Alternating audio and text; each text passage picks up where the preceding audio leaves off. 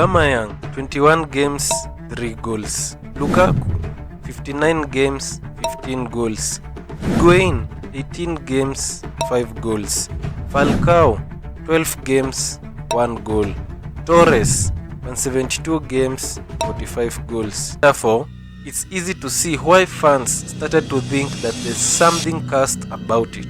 The notion that a simple jersey number could have such a profound impact on a player's performance is fascinating, but I refuse to believe that. There is no way that Drogba could have been a flop if he chose the number 9 instead of number 11. So I conducted a research to find out if there is something deeper going on at Chelsea that affects these high-profile strikers, and whether or not Osimhen, the next likely high-profile striker, should wear it.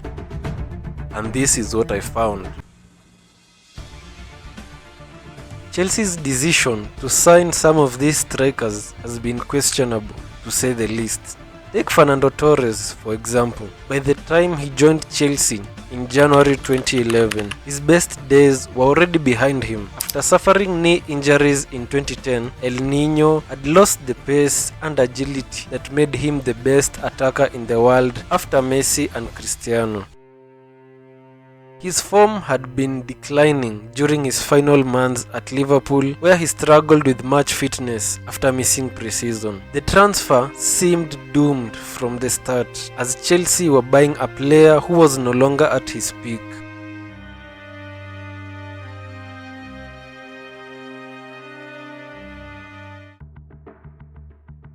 Radamel Falcao is another example of Chelsea's flawed recruitment. Falcao had just come off a devastating knee injury that ruled him out of the 2014 World Cup, and he had lost the explosiveness that once defined his game. To add insult to injury, he had just managed 4 goals in 29 appearances for Manchester United the season before, plagued by fitness issues and a lack of confidence. Even when he was fit, he wasn't a preferred option under Louis van Gaal.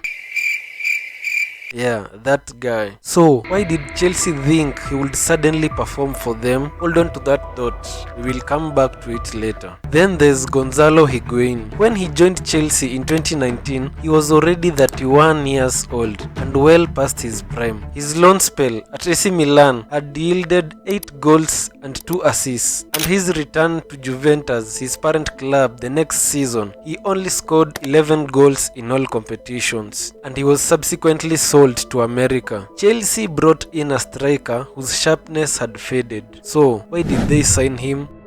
This brings us to the next reason. Strikers, more than any other position, are often the most affected by managerial changes. Under one coach, you might be expected to drop deep and help defensively. Under another, you'll be required to link up play and act more as a provider. A third coach may want you to stay forward as a traditional target man, while a fourth may ask you to hover between the lines and be more versatile. The reality is, no striker can excel in all these drastically different roles. Most can master one or two, but when a manager comes in with a completely different system, strikers are often left out in the cold. Chelsea's signing of Radamel Falcao, despite his disastrous stint at Manchester United, is a prime example. Mourinho, who had a fondness for physical, imposing strikers like Didier Drogba or Diego Costa, believed he could revive Falcao's career. Upon signing him, Mourinho even said, he was in Portugal, my league. We moved to Spain at the same time, so we spent in Spain 3 years in the same league. So I know obviously the player very, very well. We can make him score goals again. But it didn't work out as planned, and Mourinho was sacked. Maurizio Sarri brought in Gonzalo Higuain for similar reasons. He had thrived under Sarri at Napoli, enjoying the best season of his career. But Higuain was no longer the player he once was, and the tactical environment at Chelsea didn't suit him as it had in Italy. Then there's Romelu Lukaku, whose Chelsea career took a nosedive after an infamous interview with Sky Italy, where he voiced frustration over Thomas Tuchel's system. Giusto, non sono contento con la situazione, questo è normale. Penso che il mister ha fatto una scelta di giocare un altro modulo e io non non mollare, continuare a lavorare, essere professionista. Aubameyang's story is another example. He was signed by Tuchel, a manager who knew how to get the best out of him from their time together at Dortmund. But just a week after Aubameyang's arrival, Tuchel was sacked. In an interview, Aubameyang later said, "I came to Chelsea in no small part due to Thomas Tuchel, and a week later he had been sacked. After that, I barely played, and problems arose that were beyond my control." Wait a minute, what problems? Palmer, Bellingham, Saka, Tony, Trent, pressure? What pressure?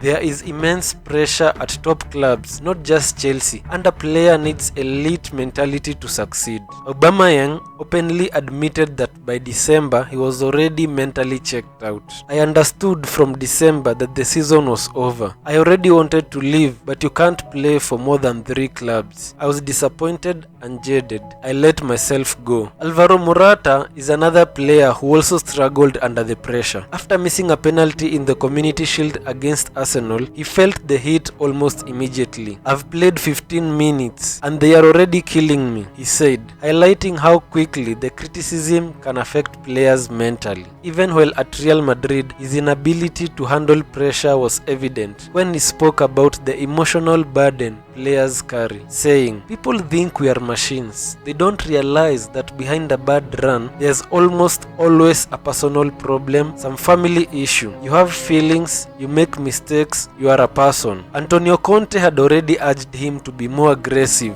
calling his demeanor too polite, while his next manager, Maurizio Sarri, openly described Morata as a little bit fragile from the mental point of view. The pressure to succeed at top clubs is high, and a player needs elite mentality. Haaland recently lost a close friend, and Guardiola said he would ask him whether he felt good to play on the weekend. Guess what? The guy nearly scores a hat-trick to secure a 2-1 victory over Brentford. We could go on and on about the individual circumstances surrounding each player's time at Chelsea, but the point is that there are always underlying factors at play. It's not just as simple as saying that the number 9 is cursed. However, I want to shine a light on a player who has successfully broken the curse narrative, Tammy Abraham. A product of the Chelsea Academy, Abraham returned to the club during the transfer ban after a successful loan spell at Aston Villa, where he played a key role in their promotion to the Premier League. His movement, aerial ability, and instinct in front of goal made him a real threat for defenders. What set Abraham apart was the lack of immense pressure. He wasn't a high-profile signing with a massive price tag like the others, so the expectations weren't overwhelming. He thrived under Frank Lampard, the manager who believed in him. Unfortunately, Lampard faced the inevitable. He was replaced by Thomas Tuchel. Abraham fell out of favor and was eventually sold. Tammy Abraham serves as an example that the jersey number itself is just that, a number. It's not inherently cursed. The new Chelsea owners have made it clear that they have a defined vision for how they want the team to play, and they'll only bring in coaches who align with that philosophy. Player signings are now largely driven by the owners and sporting directors, with the coach having minimal input. If Victor Osimhen can handle the pressure, there's no reason why he shouldn't take the number 9 jersey. What do you think? Let me know in the comments. And if you're interested in more Chelsea content, don't miss our video on why everyone's got Chelsea's project all wrong.